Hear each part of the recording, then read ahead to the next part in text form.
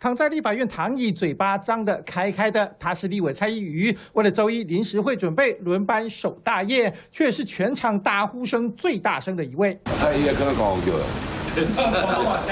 我穿一可能一最后开。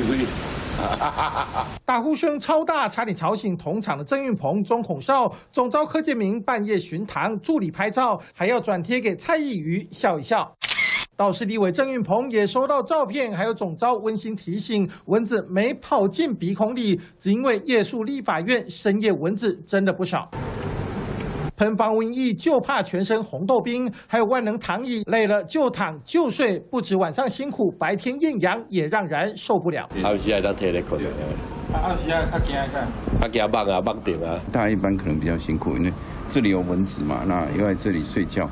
会比较辛苦啦。3把电扇开到最大，却是热风热浪来袭，现场搬出党团白板遮阳，打起4把大阳伞，这么辛苦，热到发慌，只为了临时会要顺利审法案，包括公投法修正条文、产创条例修正案，以及大法官人事同意权重大法案，尤其公投法与大选脱钩，避免投票排队盛况再现。另外，公投联署需减负身份证影本，也是蓝营坚持抗争，绿营严阵以待。周一朝野协商后，连续3周山雨欲来，朝野正面对决。